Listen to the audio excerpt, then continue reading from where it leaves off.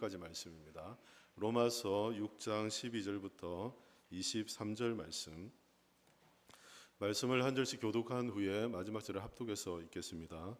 제가 먼저 12절 말씀 읽도록 하겠습니다. 그러므로 너희는 죄가 너희 죽을 몸을 지배하지 못하게 하여 몸의 사욕을 순종하지 말고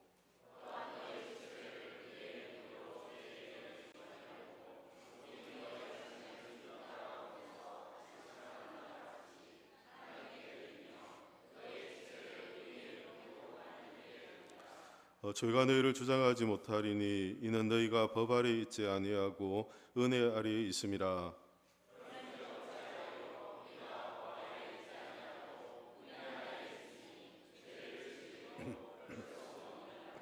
너희 자신을 종으로 내주어 누구에게 순종하든지 그 순종함을 받는 자의 종이 되는 줄을 너희가 알지 못하느냐. 혹은 죄의 종으로 사망에 이르고 혹은 순종의 종으로 의에 이르느니라.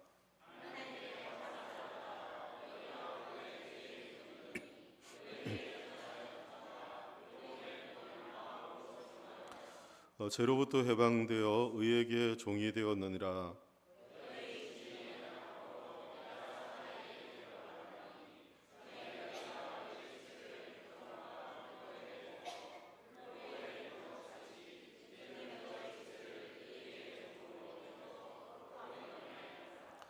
너희가 죄의 종이었을 때에는 의에 대하여 자유로웠느니라.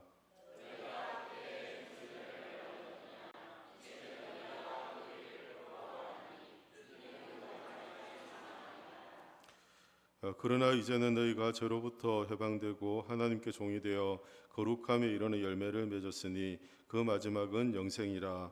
죄의 삭은 사망이요 하나님의 은사는 그리스도 예수 우리 주 안에 있는 영생이니라. 아멘. 삶의 주인을 바꾸라는 제목으로 말씀을 함께 나누겠습니다. 오늘날 많은 사람들이 이렇게 이야기를 합니다. 나는 누구에게도 속해 있지 않다라고 그 말을 합니다. 그러면서 자신의 인생의 주인이 자신이다라고 스스로 생각하며 살아갑니다. 그래서 자신의 인생의 행복 그리고 자신의 인생의 가치 그런 것을 잘 스스로 지켜가야 한다고 생각하며 살아갑니다. 오늘 많은 현대인들의 생각이 그렇고 세상이 또 우리에게 그렇게 보여주고 가르치는 것이 오늘 우리 사는 우리들의 시대입니다. 그러나 성경은 우리의 삶이 누구에게 순종하느냐에 따라서 우리의 삶의 가치, 방향 이런 것들이 정해진다고 말씀해 주는데요. 16절에 보면 이런 말씀이 있죠. 16절에 너희 자신을 종으로 내주어 누구에게 순종하든지 그 순종함을 받는 자의 종이 되는 줄 너희가 알지 못하느냐 이렇게 말씀합니다. 우리가 따르는 것, 우리가 추구하는 것, 또 우리가 갈망하는 것, 그것에 우리는 더 많은 시간을 주고 또 마음을 주고 그리고 또 우리의 삶의 에너지를 쏟아내기 때문에 시간이 지나면서 우리가 마음을 주고 그것을 따르는 것에 안에서 이 자라남이라는 것이 생겨난다고 합니다.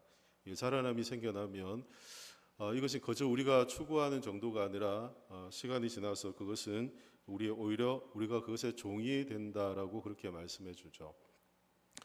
처음엔 우리가 원해서 우리가 추구하고 따랐는데 시간이 지나면 점점 그것에서 헤어나올 수 없는 관계로 이렇게 딱 봉착하게 된다는 것입니다. 그리고 또한 성경은 우리가 죄의 종이든 아니면 의의 종이든 죄에 속한 자이든 하나님께 속한 자이든 중립의 자리는 결코 있을 수 없다라고도 말씀합니다. 우리가 예수를 믿고 하나님의 자녀가 되어서 우리가 하나님께 받아들여진 존재, 하나님께서 의롭게 여기시는 그런 존재가 되어서 우리가 하나님의 자녀답게 이 땅을 살게 되었죠. 그래서 우리에게는 죄의 권세로부터 자유함이 있습니다. 죄에 대한 어떤 심판으로부터 자유함이 우리에게 주어졌죠. 그래서 우리는 믿음을 갖고 또 이 믿음의 상태만 잘 유지하고 우리가 천국 하나님 나라에 가면 좋겠다 생각하며 우리는 중립 지역을 찾으려고 그렇게 생각합니다. 마음으로 믿으면 되지라는 생각으로 더 이상 한 걸음도 움직이지 않으려고 그 상태에 머무는 그런 경우들을 간혹 보기를 합니다. 그런데 성경은 그런 중립 지역이 결코 없다고 합니다. 있을 수 없다라고 하죠. 죄의 명령을 따르든지 하나님께 순종하든지 어떠한 삶의 자리에 놓여 있든지 그것을 주인으로 섬기게 되어 있다라고 말씀해 줍니다. 그래서 성경은 오늘 성경 우리에게 이렇게 묻죠. 우리가 누구의 종으로 살고 있는가를 묻고 있습니다. 지금 누구에게 내 삶을 드리고 있는가라고 그렇게 성경은 우리에게 묻고 있죠. 자유함을 얻어서 예수님을 믿고 하나님의 자녀가 되었음에도 불구하고 이 성도들에게는 끊임없는 죄의 유혹이 따르기 때문에 이런 질문을 우리에게 하고 있습니다. 우리가 예수를 믿고 죄로부터 완전히 자유함을 받고 죄의 유혹도 받지 않고 죄와 무관한 그런 인생을 살아가면 그렇게 인생을 살아가면 우리가 죄에 다시금 빠질 이유는 없죠. 그런데 우리가 하나님의 자녀가 되었음에도 불구하고 죄는 끊임없이 우리를 유혹하고 죄에 넘어지게 하고 우리의 연약함을 들추어서 우리가 죄에 넘어지게 하는 그런 일들을 한다는 것이죠. 그럼에도 불구하고 우리에게 소망이 있는 것은 이런 죄의 유혹에 있음에도 불구하고 하나님의 자녀가 된 우리들에게는 성령께서 우리를 도우시는 은혜가 있기 때문입니다.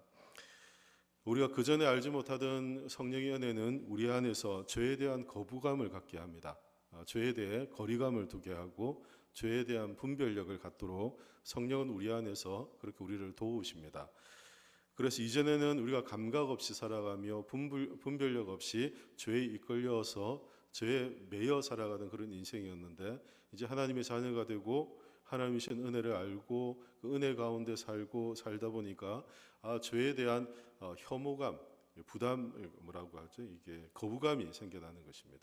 그래서 죄에 가까이 하지 않으려고 하는 그런 마음들이 생겨나는 것. 성령께서 우리 안에서 우리를 도우시는 은혜입니다. 뿐만 아니라 죄가 우리 안에 점점 더 커져가지 않도록 진전되지 않도록 성령은 우리를 도우십니다. 여러분 바늘 도둑이 소도둑 된다라는 이야기를 하잖아요. 작은 잘못이 점점 둔감해지고 죄에 대한 둔감함은 더 큰 죄로 계속해서 이어져 간다는 속담으로 우리가 사용하고 있습니다. 죄를 방임하고 죄에 무감각하고 죄에 점점 이끌려서 그래서 바늘 도둑이 소도둑 되든 그런 이전의 삶과는 달리 이 죄가 우리 안에서 더 진전되지 않는다는 것입니다. 죄의 유혹을 받지만 그것에 깊이 빠져들어가지 않도록 성령은 우리를 도우신다는 거죠. 그래서 성경도 우리에게 어떻게 말씀하시냐면요. 21절에 보면 너희가 그때 무슨 열매를 얻었느냐 이제는 너희가 그 일을 부끄러워하나니 라고 이렇게 말씀합니다. 부끄러워한다는 것은 그것을 거리감을 두고 부담감을 갖고 거부하며 죄에 이끌려가지 않는 상태를 성경은 말씀해 주죠. 그러면서 이런 성령의 도우심을 따라서 우리가 하나님을 따라 은혜의 이끄심을 따라 은혜의 지배를 받고 살아가는 그 삶이 우리에게 참된 거룩함과 또 영생을 우리가 얻는 그런 소망의 길이 됨을 우리에게 말씀해 줍니다. 먼저는 12절 말씀을 보면 이런 말씀을 하는데요. 죄가 우리에게 왕노릇하지 못하도록 우리에게 말씀을 권면합니다. 우리 12절 한번 같이 읽도록 하겠습니다. 그러므로 너희는 죄가 너희 죽을 몸을 지배하지 못하게 하여 몸의 사욕에 순종하지 말고. 아멘. 너희는 죄가 너희 죽을 몸을 지배하지 못하게 하라. 몸의 사욕에 순종하지 말라라고 이렇게 말씀을 해주죠. 죄가 우리를 유혹합니다. 한 번쯤은 괜찮을 거라고 이야기를 합니다. 다들 그렇게 산다고 이야기하기도 하죠. 또 우리가 그럴 자격이 있다라고도 이야기합니다. 이런 수 없이 많은 유혹들로 죄는 우리를 지배하고 죄로 이끌어 드리려고 하죠. 그러나 복음을 믿는 사람들은 이미 그리스도와 함께 십자가에 죽고 새 생명을 얻은 자들이며 새로운 하나님의 은혜의 다스림을 받고 은혜의 인도함을 받고 사는 사람들입니다. 그래서 더 이상 그 죄가 우리를 지배할 권리가 사라졌다는 것을 우리가 알게 되죠. 이게 자유함이라는 것은 이런 측면에서 자유함인 것입니다. 죄가 너희를 주장하지 못하게 하라라고 이렇게 말씀하고 있죠. 12절 말씀에도 그렇고 13절에도 보면 또한 너희 지체를 불의의 무기로 죄에게 내주지 말라. 이거 죄에 내주지 말라라고 이렇게 말씀하죠. 14절 말씀에도 보면 죄가 너희를 주장하지 못하리니 것이라고 말씀하고 은혜 아래 있지 법 아래 있지 않고 우리가 은혜 아래 있기 때문이다라고 말씀합니다. 15절 말씀에도 어찌 죄를 지으리요 그럴 수 없느니라라고 말씀하며 18절에서는 죄로부터 어떻게 되었다고요? 해방되어 의에게 종이 되었다라고 말씀합니다. 죄로부터 해방되었다. 그런데 우리가 또한 의의 종이 되었다라고 이렇게 말씀합니다. 해방은 해방인데 다시금 종이 되었다라는 이런 표현을 사용하고 있어요. 뭔가 자유롭지 못한 그런 느낌이 들죠. 해방이란 이제 표현이 어떤 표현이냐면 이런 표현입니다. 20절에 보면 너희가 죄의 종이 되었을 때는 의에 대하여 자유로웠다 이렇게 표현하잖아요. 죄의 종으로 죄에 이끌려 살아갈 때는 의에 대해서는 자유로웠다는 것입니다. 근데 이 자유가 우리가 생각하는 긍정적인 측면의 자유가 아니라 이 의를 거부할 수 있는, 그리고 의를 따르지 않을 수 있는, 그리고 의를 부인하는 측면에서 부정적인 자유입니다. 죄에 이끌려 살아가다 보니까, 죄에 매여 있다 보니까 그것에 종속되어서 하나님의 의에 대해서 끊임없이 부인하고 그리고 그것을 거부하며 따르지 않을 수 있는 그런 거부할 수 있는 것이 사람들의 죄 아래에 있는 사람들에게 있었다는 거죠. 그래서 죄 아래에 있는 사람들의 모습들을 보면 그렇잖아요. 하나님의 의를 따르지 않고 하나님의 존재를 부인하고 그들의 삶의 방식을 따라 살아가려고 하는 그런 모습들을 보죠. 그게 의에 대한 자유함이라는 측면에서 성경은 말씀합니다. 그런데 우리가 죄로부터 해방되었습니다. 우리가 이끌려가던 종속적인 관계, 우리를 묶고 있던 죄의 권세가 깨트려졌어요. 깨트려지면, 해방되게 되면 그때 우리에게 주어지는 권리가 무엇입니까? 그것은 죄가 우리를 유혹할 때 더 이상 우리가 그 따르지 않을 수 있는, 죄의 종일 때는 의에 대해서 거부권을 행사한 것처럼 우리가 죄로부터 해방되고 나면 죄에 대한 무엇을 행사할 수 있죠? 거부할 수 있게 되는 해방과 자유로움이 생겨나는 것입니다. 이전에는 죄에 이끌려갈 수밖에 없었어요. 묶여 있으니까, 죄가 우리를 지배하니까 죄에 이끌려갈 수밖에 없었어요. 내가 죄의 마음을 두고 그 죄의 유혹 가운데 끊임없이 넘어지며 또 그 가운데서 나 스스로 통제할 수 없는 삶을 살았던 그런 삶이었어요. 그러나 이제 그리스도 안에서 우리가 죄로부터 해방되고 자유함을 얻게 되어서 우리가 죄를 거부할 수 있는 죄의 유혹과 싸울 수 있는 자리에 서게 되었다는 것입니다. 그전에는 거부할 수 없던 거였어요. 여러분, 그 중독 증상을 가지거나 어떤 것에 너무 과도하게 과도한 욕망에 이끌리는 그런 경우를 보면, 그런 사람들을 보면 빠져나오지 못하는 경우들을 보잖아요. 자신의 의지로는 도무지 그것을 빠져나오지 못하는 그런 모습들을 끌려다니는 것이죠. 죄의 지배는 죄에 끌려다니는 인생을 말하는 거죠. 은혜의 지배는 은혜에 끌려가는 것을 말할 수 있죠. 죄에 끌려가다 보니까 그것을 거부할 수 없었어요. 싸울 수 없었어요. 자유가 없었습니다. 그것이 이끄는 대로 이끌려갈 수밖에 없었죠. 그러나 이제 그리스도 안에서 하나님의 은혜를 경험하고 하나님의 자녀가 된 우리들에게 하나님께 주시는 은혜는 죄를 거부할 수 있는, 이제 우리가 죄와 싸울 수 있는, 죄의 유혹과 싸울 수 있는 그런 은혜를 우리 가운데 주셨다는 것입니다. 그래서 성경은 너희를 주장하지 못하게 하라. 그 죄로부터 해방되었으니 의의 종이 되어라. 불의의 무기로 너희를 죄에 들이지 말라라고 끊임없이 말씀하고 있는 이유도 우리가 거부할 수 있는 자리에 서게 되었다는 것입니다.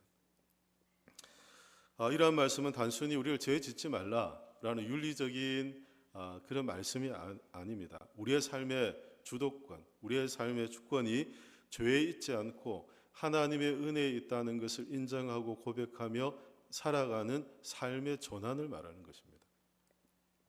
우리의 삶을 어디에 드리는가의 문제라는 것입니다. 그래서 성경에도 보면 오늘 반복되이 사용되는 단어가 우리 지체라는 단어와 드림이라는 단어가 사용되고 있거든요. 드린다라고 할 때 이 드리는 우리의 지체를 무엇에게 드리느냐에 따라서 우리의 삶이 달라진다라고 말씀해 줍니다. 사람이 무엇을 추구하기 시작하면 자연스럽게 그것에 우리의 시간이나 마음이나 물질이나 에너지를 바치게 되어 있잖아요. 죄에 마음을 두고 죄를 추구하며 부정과 불법에 우리의 삶을 바칠 수밖에 없는 삶이죠. 그렇게 되면 불법의 열매를 맺을 수밖에 없다. 성경은 말씀해 줍니다. 그러나 우리가 추구하는 것이 하나님의 은혜요, 하나님의 은혜의 지배를 따라 은혜 안에 살아가려고 하면 성경은 우리가 거룩함에 이를 뿐 아니라 하나님이 주신 영생을 소망하며 그 영생을 확신하며 살아갈 수 있도록 우리에게 은혜를 주신다라고 말씀합니다. 자람의 과정이 있는 것입니다. 바늘도둑이 소도둑 되는 것처럼 작은 것이 그것을 추구하며 살아가는 과정을 통해 점점 커져가는 것입니다.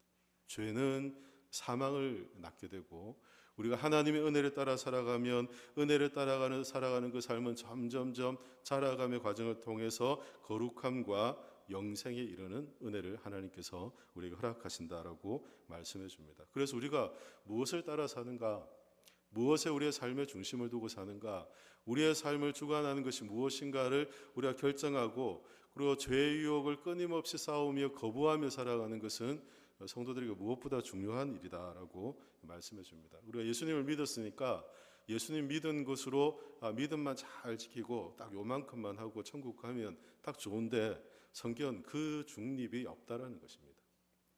죄로부터 우리가 해방되고 자유로웠으면 끊임없이 죄와 싸우지 않으면 언제든 죄의 유혹에 넘어질 수밖에 없는, 죄에 이끌려져 갈 수밖에 없는 약한 존재가 우리들이라고 말씀하죠. 그래서 하나님은 우리가 하나님의 은혜를 따라서 하나님의 은혜의 지배를 받고 살아가는 삶의 방식을 우리에게 이렇게 말씀을 해주는데 17절 말씀입니다. 17절 우리 같이 말씀을 읽도록 하겠습니다. 하나님께 감사하리로다. 너희가 본래 죄의 종이더니 너희에게 전하여 준 바 교훈의 봄을 마음으로 순종하여. 아멘. 하나님께 감사하리로다. 너희가 본래 죄의 종이었더니 너희에게 전하여 준 바 교훈의 보문을 따라 마음으로 순종하여 라고 말씀하죠.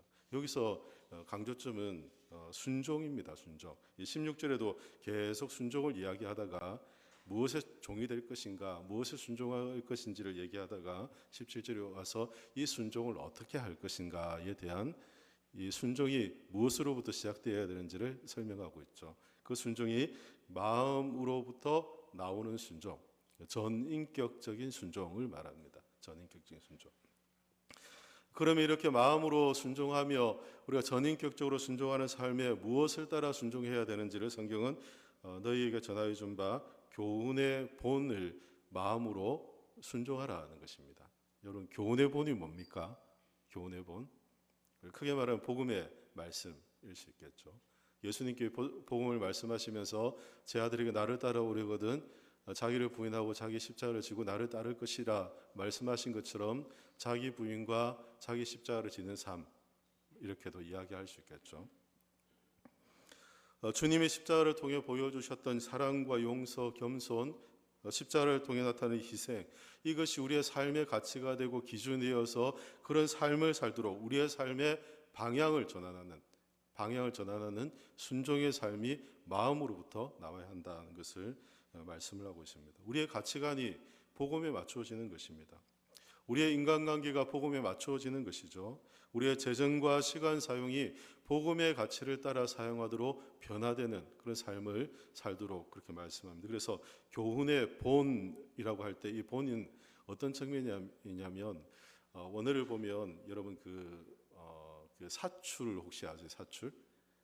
사출이라고 해서 이 금형을 만들어서 금속의 모양을 만들어서 거기에 PVC 같은 걸 녹여서 이렇게 부으면 주입을 해서 딱 닫아 놓으면 식으면 이걸 이 금형을 열어보면 그 안에 이렇게 금형의 모양에 따라서 이 PVC가 딱 모양을 딱 만들어 나오는 거 있잖아요. 그걸 이제 사출 과정이라고 그렇게 얘기하거든요. 이 복음의 틀이라는 교훈의 틀이라는 것은 마치 금형과 같은 것입니다. 십자가의 틀, 복음의 틀과 같은 것이죠. 하나님께서 우리의 삶을 다 녹여서 우리가 십자가의 틀과 복음의 틀 안에 우리를 다 녹여서 주입해 넣고 싶은데 우리가 그것을 거부하고 따르려고 하지 않아서 우리가 성령의 은혜와 능력을 경험하지 못하고 살아가는 우리의 약함을 우리가 보게 되죠. 그 복음의 틀에 맞춰서 우리가 살아가는 것입니다. 우리의 삶의 방향을 맞추는 것입니다.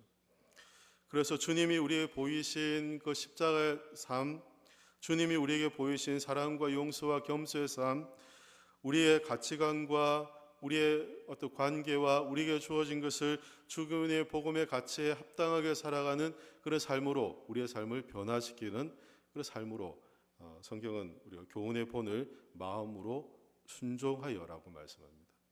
단순한 그냥 우리가 믿고 믿음만 갖고의 문제가 아니라는 것이죠.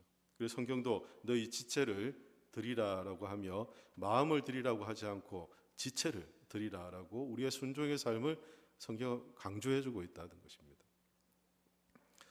마치 녹은 샘물을 틀에 부으면 정해진 모양이 나오는 것처럼 하나님의 은혜의 지배를 따르고 하나님의 은혜에 이끌려가는 사람들, 마치 죄에 이끌려가는 사람들이 꼼짝할 수 없이 죄에 따라갔던 것처럼 하나님의 은혜를 받으면, 하나님의 은혜의 지배를 받으면 그 은혜의 지배가 우리를 이끌어가는 방식이 우리가 복음에 합당한 삶의 방식으로 우리를 그 안에서 변화시키고 새롭게 하는 은혜가 있다는 것입니다.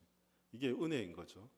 죄에 이끌려갈 때 우리가 거부할 수 없이 끌려갔던 것처럼 하나님께 나를 이끌어 가시고 하나님이 나를 다스려 가시는 방식이 내가 거부할 수 없는 하나님의 인도하심의 방식을 따라 우리를 이끌고 계시다는 것입니다.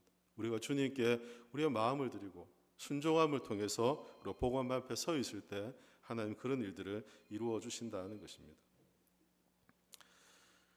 우리가 죄에 대해 대항하는 그런 방식으로 순종을 얘기하고 있잖아요. 이 순종이 우리에게 중요한 이유는 그렇습니다. 하나님이 우리에게 은혜가 지배하는 왕노릇하시게 하는 방식이기 때문이에요. 그래서 순종을 통해 하나님이 나의 삶을 다스려 가시고 하나님이 나의 인생을 주관하시도록 우리의 삶을 주님께 맡겨드리는 방식이기 때문에 그래서 순종은 중요한 것입니다. 말씀을 따라 살아가는 것은 굉장히 중요한 의미가 있죠. 뿐만 아니라 죄의 영향력이 더 이상 우리의 순종의 삶을 통해 나타나지 않도록 영향력 있게 행사하지 않도록 하나님의 은혜로 우리를 다스리고 이끄시는 방식이 되기 때문에요. 그리고 우리가 마음으로 순종할 때와 순종의 삶을 살지 않을 때의 차이는 굉장히 크게 나는 이유가 그래서 그렇습니다. 우리가 하나님의 은혜를 따라 믿음으로 살아가고 하나님이 우리의 삶을 다스려 주시고 우리가 은혜에 이끌리는 삶을 살아가면 그때 우리는 죄를 거부하게 됩니다. 죄에 대한 분별력을 갖게 되고 죄에 대한 민감을 갖게 되고 그 이전에 알지 못하던 거부감들이 우리 안에서 일어나서 죄에 대해서 거부권을 행사하는 거죠. 죄와 싸우는 것입니다. 죄의 유혹에 넘어가지 않는 것입니다. 비록 우리가 약하고 쉽게 유혹받을 수 있는 연약함을 갖고 있지만 하나님의 은혜, 하나님의 말씀 안에 순종함을 통해 은혜가 나를 지배하고 다스리시는 삶을 살려고 결단하며 살아가게 되는 거죠. 하나님 그렇게 우리를 이끌어 주신다는 것입니다. 그래서 과거의 죄의 종으로 살아갔던 사람들은 자신의 삶의 결과를 부끄러움의 대상으로 바라봅니다. 그래서 21절에 그렇게 말씀하잖아요. 그 죄에 이끌려 살아갔던 그의 삶의 결과는 사망이고 그들에게 부끄러움일 뿐이다라고 말씀하고 있죠. 그러나 거룩함에 이르는 열매는 무엇입니까? 그것은 22절 말씀처럼 영생이다라고 말씀하며 하나님의 은혜로 우리를 이끌어 주실 그때 하나님의 은혜 안에서 우리는 이 거룩함을 따라 하나님이 주시는 영생을 소망하며 살아가는 은혜를 우리 가운데 하나님이 베풀어 주시는 것입니다. 결국 우리의 삶의 방향을 어디로 정할 것인가, 내가 무엇에 따라 살아갈 것인가는 우리의 삶의 결과이죠. 우리의 결과를 결정짓는 중요한 것이 된다라고 말할 수 있을 것입니다. 그래서 성경은 우리의 삶의 주인이 하나님이심을 알고 하나님께 맞춰 은혜를 따라 은혜의 이끌리심을 따라 은혜의 인도하심을 따라 살도록 우리에게 말씀해 주고 있습니다. 단호하게 우리 자신이 죄로부터 이제 우리가 자유케 된 자임을 알고 죄에 대한 단호한 거부와 선포가 있기를 말씀하시죠. 뿐만 아니라 하나님의 말씀을 따라서 복음의 진리를 따라 살아가는 그 삶을 통해 하나님께로부터 오는 은혜를 누리며 살아가도록 성경은 우리에게 말씀해 줍니다. 복음은 앞서 말씀드린 것처럼 틀입니다. 복음은 우리가 복음의 가치로 살아가게 하는 그 틀입니다. 그 틀에 하나님께서는 우리의 마음으로 순종하며 따름을 통해 우리의 삶이 복음의 틀에 다 맞춰지기를 원하십니다. 그리고 하나님이 우리에게 약속하신 복음을 따라 살아갈 때 우리에게 주시는 거룩함과 영생의 축복을 누리며 살아가도록 하나님께서 우리에게 말씀하시고 약속하고 있는 것을 보게 되죠. 사랑하는 성도 여러분, 여러분들은 무엇을 따라 살아가고 있습니까? 내가 무엇에 마음을 두고 있는지를 보면 이렇게 보면 좀 쉽게 판단되는 것 같아요. 내가 무엇을 가장 많이 말하고 있는가? 내가 일상에서 가장 많이 말하는 이야기가 뭔가? 생각하는 것이 무엇인지를 보면 내가 무엇을 따르고 있는가를 스스로 자가 진단해 볼 수 있습니다. 나는 어떤 생각을 가장 많이 하고 살아가는가? 나는 어떤 이야기를 가장 많이 하고 살아가는가? 지금 내가 마음을 두고 있고 내가 마음을 두고 그것에 내 자원이죠. 내 시간과 에너지와 그 재정을 사용하고 있는 것은 무엇인가를 따져보면 내가 무엇에 마음을 두고 있는지를 쉽게 검증해 볼 수 있다는 것이죠. 우리 감정과 욕망에 이끌려서 주님이 아닌 죄를 주인 삼고 살아갈 때 우리는 부끄러운 욕심에 빠져들 수밖에 없고 점점 이 죄의 가정은 커져가고 죄의 유혹 가운데서 우리가 사망으로 이끄는 길로 치달을 수밖에 없다는 것을 알게 되죠. 그러나 우리가 하나님의 은혜를 따라서 우리의 삶의 중심을 하나님께 세우고 하나님 우리에게 주실 은혜를 기대하며 하나님의 인도하심, 이끄심을 따라 살아갈 때 우리는 하나님께서 우리를 통해 행하실 그런 거룩함과 영생의 열매를 우리가 소망하며 사는 그런 복을 누리게 될 줄로 믿습니다. 이런 은혜가 이 한 주도 여러분 삶 가운데 충만하셔서 우리의 삶이 주님의 복음의 은혜로 충만하고 가득한 복된 인생이 되시기를 예수님의 이름으로 축원합니다. 기도하겠습니다. 살아계신 하나님, 은혜를 감사합니다. 오늘 주신 말씀처럼 저희는 너무 쉽게 죄의 유혹에 넘어지고 감정과 욕망에 이끌려 살아가는 약한 존재들입니다. 이런 저희를 사랑하시고 저희가 하나님의 은혜로 저희를 이끄시고 그 은혜의 지배를 따라 우리가 거룩함에 이르도록 영생을 소망하며 살도록 말씀해 주시니 감사합니다. 우리의 삶을 주관하시는 분이 하나님이시고 우리의 삶을 하나님께 다스리시오니 우리가 마음으로 순종하여 하나님이 주시는 거룩함과 영생의 복을 누리고 살아가는 복된 인생 되도록 은혜를 주시옵소서. 하나님, 저희가 약해질 그때마다 성령께서 저희를 도와주셔서 죄의 유혹에 결코 넘어지지 않도록 하나님 은혜를 주시고 우리를 강하게 붙잡으시는 하나님의 능력을 경험하는 복된 인생 되도록 은혜를 더해 주시옵소서. 감사드리며 살아계신 예수 그리스도 이름으로 기도하옵나이다.